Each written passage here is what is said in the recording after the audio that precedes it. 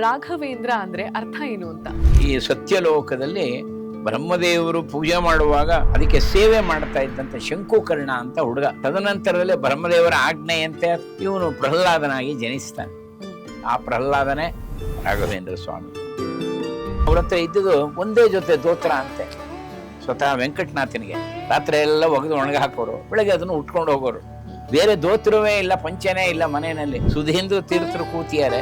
ಒಂದ್ ಮಾತು ಹೇಳ್ತಾರೆ ವೆಂಕಟನಾಥ, ನೋಡಪ್ಪ ನಾನು ಇನ್ನು 2 ವರ್ಷ ಇರ್ತೀನಿ ಅಷ್ಟೇ, ಮುಂದೆ ಈ ಪರಮಹಂಸ ಸಿಂಹಾಸನದ ಮೇಲೆ ನೀನೇ ಬರಬೇಕಾಗತ್ತೆ, ನೀನು ಸನ್ಯಾಸತ್ವ ಸ್ವೀಕಾರ ಮಾಡಬೇಕಾಗತ್ತೆ. ಇದನ್ನು ಕೇಳೋದ್ ಕೂಡಲೇ ಮೈಯೆಲ್ಲ ತುಂಬಂದು, ಈ ಮಗು ತನ್ನ ತಂದೆನೇ ಗುರ್ಸಕ್ಕಾಗಲ್ಲ, ಕಾವ್ಯವಸ್ತ್ರ ಧಾರಣೆ ಮಾಡ್ಕೊಂಡ್ಬಿಟ್ಟಿದ್ದಾರೆ, ಕೇಶ ಮುಂಡನ ಮಾಡ್ಕೊಂಡ್ಬಿಟ್ಟಿದ್ದಾರೆ, ತನ್ನ ತಂದೆನೇ ಗುರ್ಸಕ್ಕೆ ನೋಡಪ್ಪ ನಿಂತೆ ಗೊತ್ತಾಗುತ್ತೆ, ಹೋಗಿ ನಮಸ್ಕಾರ ಮಾಡಿ ಬಂದ್ಬಿಡು. ಜಗದ್ಗುರುಗಳವರು ಮೆಲ್ಲಗೆ ಹೋಗುತ್ತೆ, ಪಾಪ ಕೈ ಮುಕ್ಕೊಂಡು ಹೋಗುತ್ತೆ, ಹೋಗ್ಬಿಟ್ಟು ಅದ್ರ ಹತ್ರ ಹೋಗುತ್ತೆ, ಹೋಗ್ಬಿಟ್ಟು ಆ ಕಾಲು ಹಿಂಗೆ ಮುಟ್ಟೋಣ ಅಂದಾಗ ಅದಕ್ಕೆ ಅಳು ಬಂದು ಆ ಕಾಲ ಮೇಲೆ ಬಿದ್ದೋಗ್ಬಿಡುತ್ತೆ. ಬಿಕ್ಕಿ ಬಿಕ್ಕಿ ಅಳಕ್ಕೆ ಶುರು ಮಾಡ್ಬಿಡುತ್ತೆ ಅಪ್ಪ ಅಂತ.